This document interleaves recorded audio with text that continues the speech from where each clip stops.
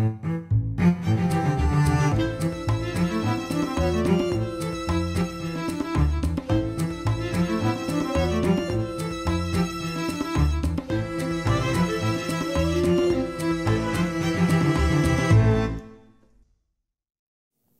I'm Micah Halpern. Thank you for joining me today as I do some thinking out loud. Our first segment is called Background Briefing. The first thing I've been thinking about is oil and ISIS. I spoke about this a little bit before in the previous episode, but it is now becoming even more important, and I want to discuss it further. John Paul Getty once said, "Oil is like a wild animal. Whoever captures it, gets it." The Beverly Hillbillies called it black gold, Texas tea. Getty was correct. Today's world is engaged in a hunt, a battle, a game for oil. The countries are vying with each other in the competition to supply and procure oil. Turkey has no real oil resources. Once upon a time, they received the lion's share of their oil from Russia. But that font has totally dried up after the tensions between the two countries emerged. Turkey abuts ISIS, and the terrorist group has and needs to unload oil. ISIS is so desperate to get rid of its oil that it is practically giving it away, selling it at 20% below market value. Turkey is stuck between the proverbial rock and a hard place. They desperately need oil, but how can they prop up its unsavory, dangerous, murderous neighbor? A neighbor that is not even really a country. Yet ISIS has the oil and needs the cash. And Turkey has the cash and needs the oil. The Turks have made their decision. Israel thinks the Turks made the wrong decision. Israel's outspoken Minister of Defense, Moshe Ya'alon, is calling Turkey to task for supporting ISIS. The critique was made public at a recent press conference after a meeting between Mr. Ya'alon and his Greek counterpart. Israel and Turkey have a history. They have not always seen eye to eye, and of late have been working hard to mend fences to reconstitute diplomatic relations. Mr. Ya'alon has said that Israel stipulated that relations between the two countries would get back on track only after Turkey puts a stop to several actions that support ISIS, including buying its oil. He went as far as calling Turkey Hamas terror headquarters outside of Gaza. Israel has always known that Turkey was buying ISIS oil, but they kept silent, hoping that Turkey would do the right thing and stop dealing with ISIS on its own. That has not happened. Turkey now must respond. And they must respond not just to Israel, but to Russia. Russia, as one might expect, has also announced that Turkey has been importing ISIS oil. They are so indignant that Russia has called for this resignation of Recep Tayyip Erdogan, the president of Turkey. In response, Erdogan said he would resign, but only if there was evidence of these claims that he says are absolutely false. And this is where this entire situation takes on a specifically Middle Eastern twist. The allegations are correct, but not in the way one might think. We must be fair and honest. Turkey does get oil from ISIS. ISIS gets the oil from resources stolen by ISIS in Iraq and Syria. The oil is paid for in advance, and fuel trucks line up to take the oil to the buyers. There are several additional middlemen and the potential for many hazards along the way. The oil trucks are sometimes hit by Allied air forces and the Russians. All of it is tracked by satellite imagery, which means that the United States is totally aware of exactly what is happening and where the oil is going. Eventually, the oil crosses the border and is delivered to Turkish importers and local suppliers. So yes, it is smuggled, and while almost everyone knows about it, until now, most of the world has turned a blind eye to it. Turkey needs the oil. This is the black market at its best. Turkey has honed their black market skills over generations upon generations. There is a long history of smuggling in Turkey, and that predates ISIS by centuries. The south of Turkey borders Syria and Iraq and the Kurdish-controlled areas. The official Turkish attitude towards smuggling has been one of benign neglect. Smuggling is the economy in this region, and because of the nature of the struggling, the middlemen and the smugglers and the merchandise, Turkish leaders have traditionally deluded themselves. Today's leadership continues that tradition with a laissez-faire attitude about the trail of the oil. In essence, they're saying, who knows that this particular liter of oil or petrol came from ISIS? And they appreciate the added attraction of the cheap oil itself. Because of the availability of the smuggled oil from ISIS, the price of oil in the south of Turkey is much, much cheaper than it is in the rest of the country. Of course, Turkish authorities know the real truth, just as Israel and Russia and the United States know. There is no doubt about it, but this is about pragmatics, not politics or ideology. In classic Middle Eastern style, this is an arrangement based on mutual need. Turkey needs fuel, ISIS needs money to pay their fighters and support their society. This style of doing business is best described by a commander of the Free Syrian Army. He and his forces are pitched in a fierce battle against ISIS. It's a battle to the death, and yet he buys petrol from ISIS. I'll repeat that. He buys petrol from ISIS to power his generators and their vehicles, the very same trucks and jeeps he uses to battle against ISIS. After buying the oil from ISIS, the Free Syrian Army goes back to fighting ISIS. In the words of the commander, quote, ISIS needs the money and we need the fuel. You have to both laugh and cry at the situation, unquote. Turkey is in the same situation. It does not make it right. It makes it complicated. But in the final analysis, Turkey is helping prop up ISIS by buying their oil. Speaking of oil, Russia is now ousting Saudi Arabia as the main supplier of oil to China. This is a major move, and it is critical in understanding the power of one country and its influence on the other. If Russia is now outplaying Saudi Arabia in the oil in China, it is not only getting more cash, but it is seen on the world stage as upstating Saudi Arabia at its own game. That translates back to important issues in the Middle East, where Russia, along with Iran, is supporting Assad in Syria, and Saudi Arabia is doing everything in order to oust Assad and harm Iran and Russia. In 2010, for instance, Russia was only providing 7% of Chinese oil, while the Saudis supplied 20%. Now it looks like they're both somewhere between 13 and 14%. And for several months last year, Russia won the oil export game. Russia is making a serious move, and the Saudis are trying to fight back. Yes, they all can use the money, given the drop in the price of oil. But more than money, what they really need is influence and prestige.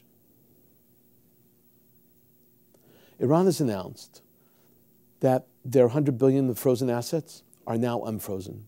Most of the money was kept in banks in China, South Korea, Turkey, India, and Japan. It sat and earned interest. The Iranians are now accessing these assets. Iran is now reconnected to SWIFT, which is a Belgium-based cooperative that transfers money from banks to banks. For years, no foreign banks were located in Iran, so all the funds needed to be transferred through SWIFT. Much of the money will remain abroad for Iran. This is telling.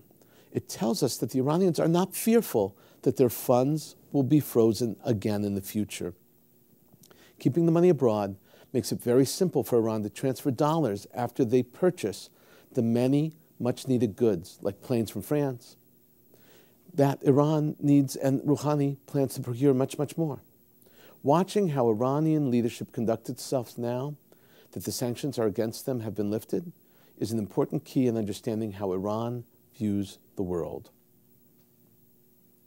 Coming up next, points of view.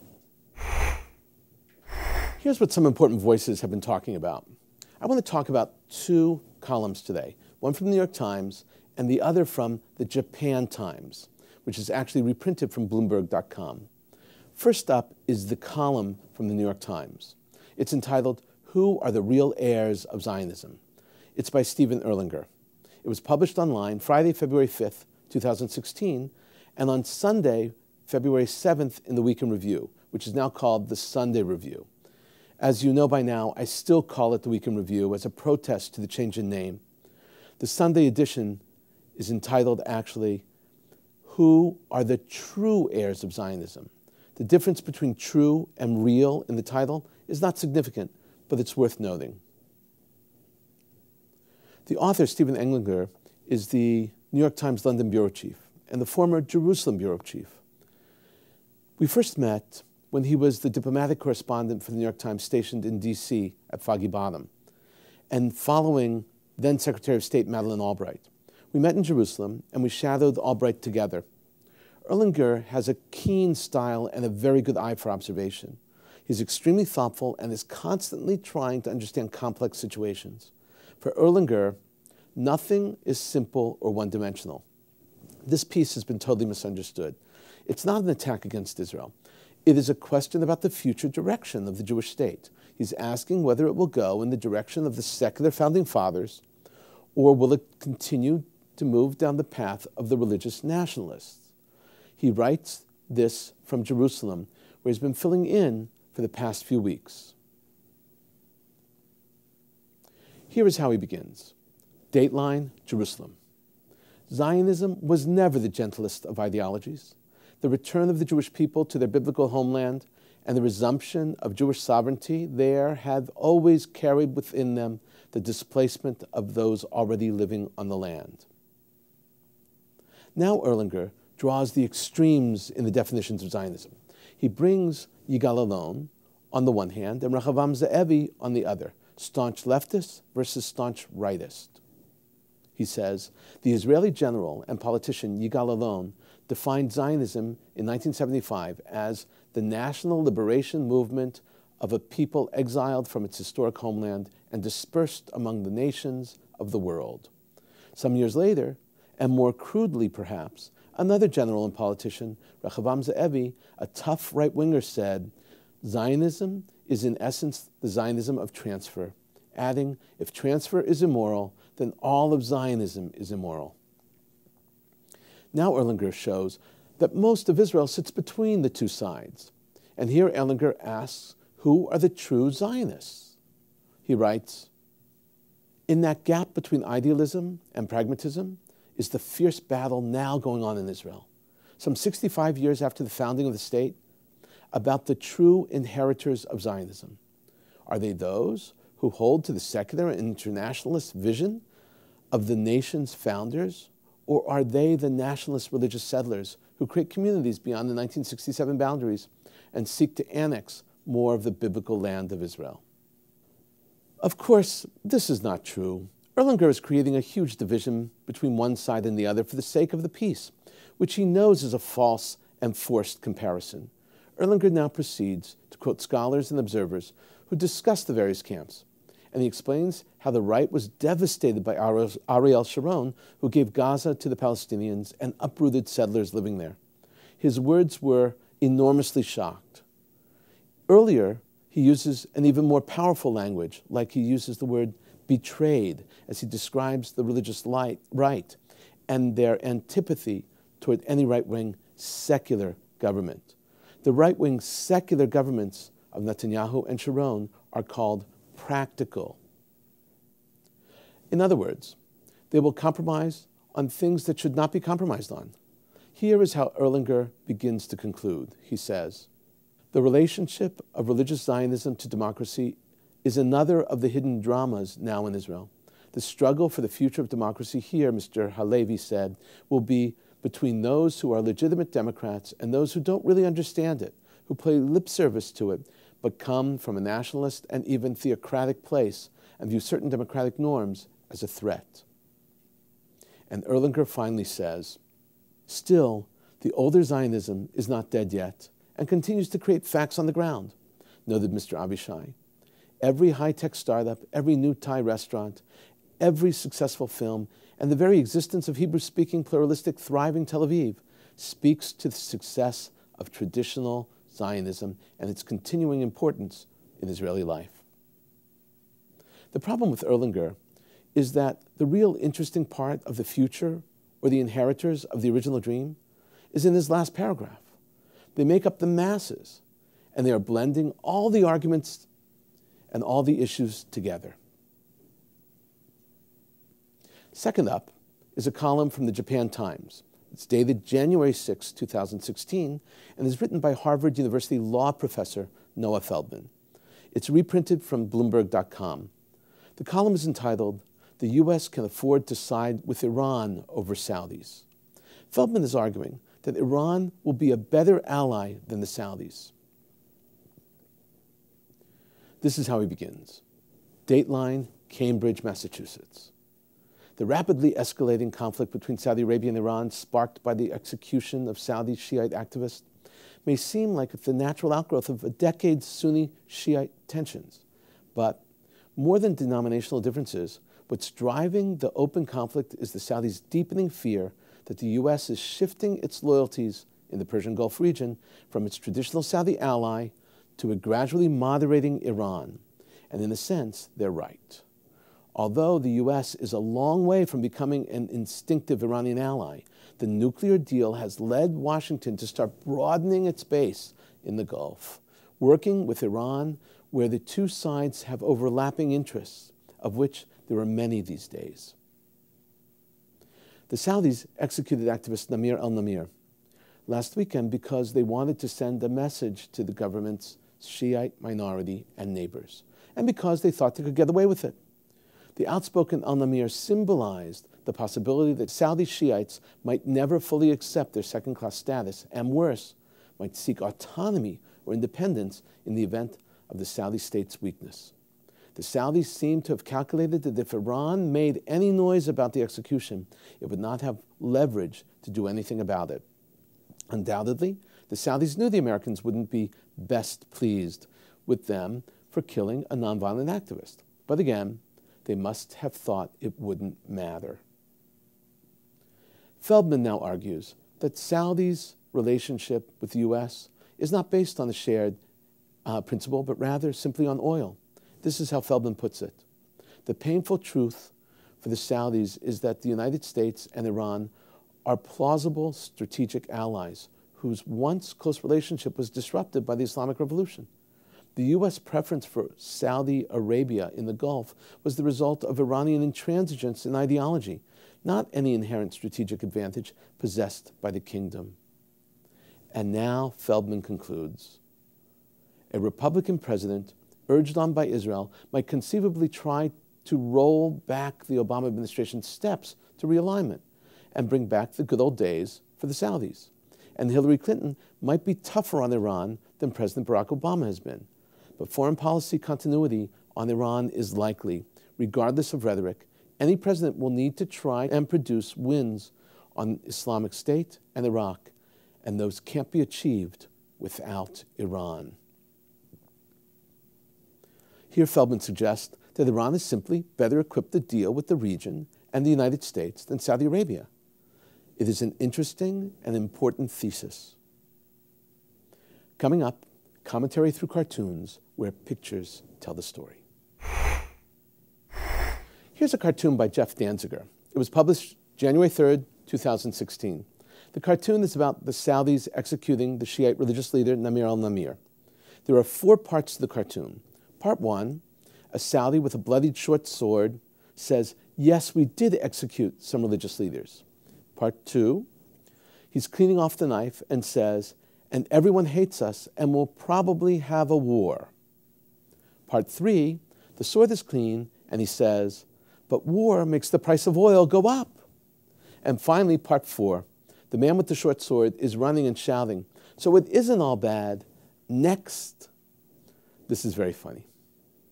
Next up is a cartoon by Ken Catalino and was published February 4th, 2016. It makes fun of the modern expression, talk the talk and walk the walk. In other words, do what you say you'll do. Obama is scaling down a skyscraper called Defeating ISIS, and the caption reads, "All talk, no walk." This third cartoon is by Jerry Holbert and is dated February 5th, 2016.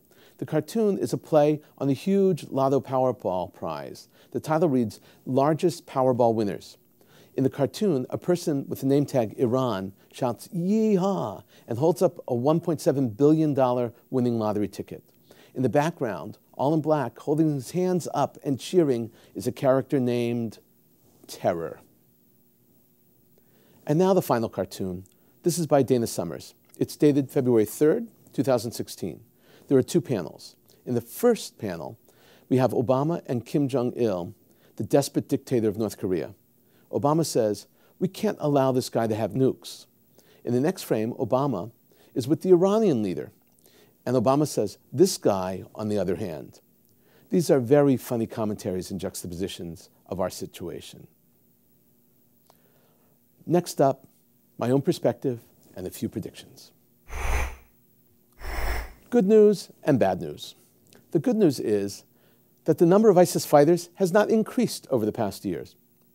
The bad news is the number of ISIS fighters have not decreased over the past year either. That is the official report by the U.S. military.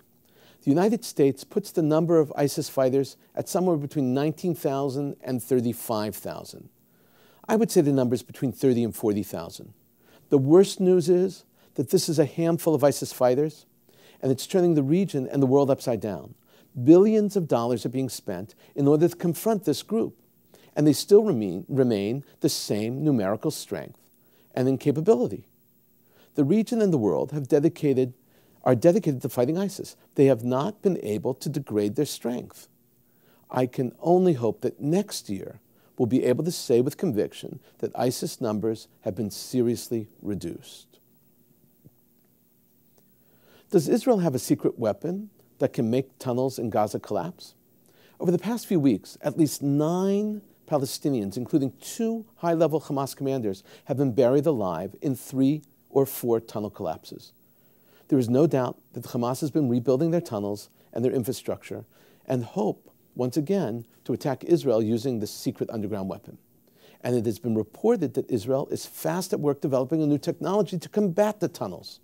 So did Israel cause the collapse of the tunnels? The best answer is maybe. Yes, Israel is developing and testing new weapons, and yes, they may have done the deed. Israel will never take credit for such sabotage. But Israel did warn Gazans to stay far away from the tunnels. Israel may be playing into a conspiracy theory that Israel has great powers, but sometimes conspiracy theories are actually true. We've been thinking out loud about a lot today. Now that you know what I've been thinking, let me know what you're thinking. Email me at micah@jbstv.org. Tweet me at Micah Halpern. Tell me what you think. Before we end, let me leave you with one piquant piece of information. Did you know that there are a large number of candidates for president who are grandparents of Jewish kids? Some Jewish on the father's side, some on the mother's side. And one Jewish grandchild is Jewish on both sides. One is halachically Jewish by all standards of Jewish law. Donald Trump's granddaughter is that way. His daughter Ivanka converted according to Orthodox law by a Beit Din and lives a Shomer Shabbat life with her husband Jared Kushner. Hillary and Bill Clinton's daughter, Chelsea, married a Jewish boy, and they have a daughter. Bernie Sanders, who was the son of Holocaust survivors, had a son with a non-Jewish woman before marrying his second wife. His name is, and get this, his name is Levi Noah Sanders. Thank you for thinking out loud with me, Micah Halpern. Let's think out loud again next week on JBS.